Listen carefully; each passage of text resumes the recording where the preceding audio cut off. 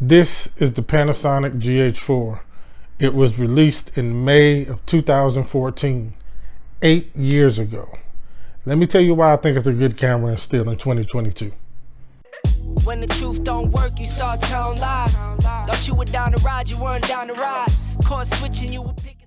I picked up my GH4 probably about a year or so ago. I was shooting with a G7, which was also a wonderful camera, but it broke on me. The memory card slot broke, couldn't get it to work. So I said, you know what, I need to get another camera. Let me figure out what I want to do. So as I started looking, of course, came upon the GH5, right? Everybody's talking about the GH5. Everybody still talks about the GH5. But at that time, it was a little bit beyond my budget. So I said, let me go down a notch. And I came across the GH4. Now, when I looked at it, I saw that this camera, when it was released, was really a game changer. It had 4K 24 frames per second. It had 1080p at 60 frames per second. And it also had a variable frame rate of 96 frames per second, which could give you some really creamy slow motion. So I said, hey, why not? So I started searching and searching, and I found one on Facebook Marketplace for $400. I said, you know what, I gotta get it. So I picked it up, got it.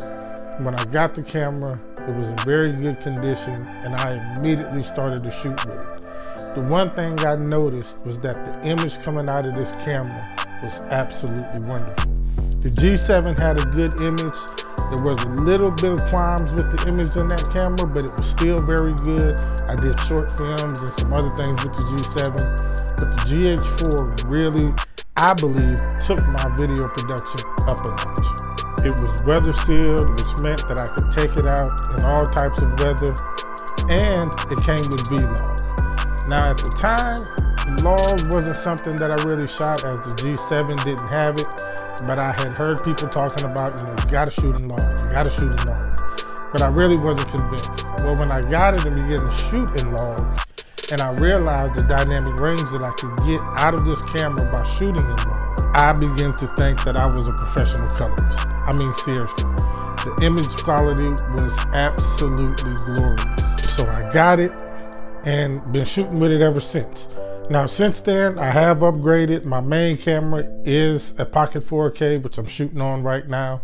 But the GH4 is still one of my go-to cameras that I use constantly for a lot of different things. Normally, I would probably be using it for a video like this, a talking head. But because I have the camera here, of course, I had to use the 4K. But paired with this lens, which is the Panasonic 25mm 1.7, this thing can do some amazing things. I've shot multiple short films on it. I've done commercial work with it, client work, all types of things I've done with this camera. It is a very capable camera in 2022 still. Now, is it the perfect camera? No, not by any means. I don't think any camera is perfect. Every camera will have some issues. It depends on your shooting style and what you want to shoot. With this one, we all know autofocus. Panasonic just does not have very good autofocus in these line of cameras. It's a contrast-based autofocus. It's hit or miss. It's just not reliable. For me, it's not a deal breaker because I shoot mostly manual anyway. But you know, for videos like this, good autofocus is good to have.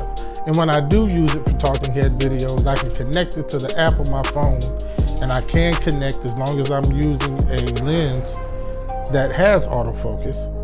I can go ahead and connect the app to the camera and focus that way and look at it and make sure everything is okay and keep it locked, and I'm all right. But if I start moving around and doing a bunch of crazy stuff, it's just not good. The other thing is there's no in-body stabilization, which again for me is not that big of a deal, because when I use this camera, I mostly have it on a gimbal or on a tripod.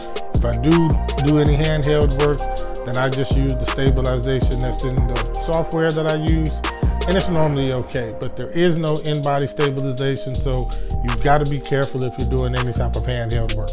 One of the major things that when I was researching this camera and I was looking at, a lot of people were having problems with the HDMI on it. The pins could break or get loosened and do whatever, so therefore you couldn't use it, which meant you couldn't attach a monitor to it.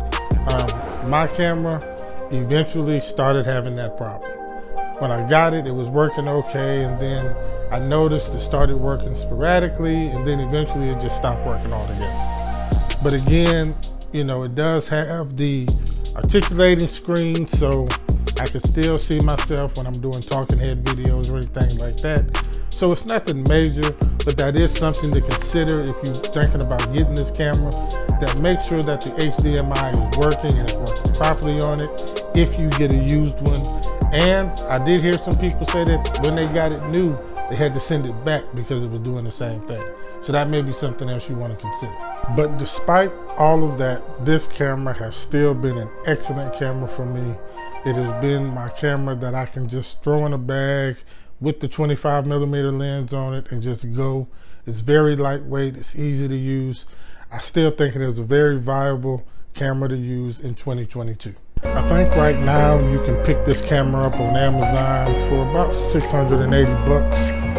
But you can get it on eBay used a lot cheaper than that, sometimes $300 or $400. So just make sure you look and find the best deal, and make sure you check out the HDMI function to make sure it is working.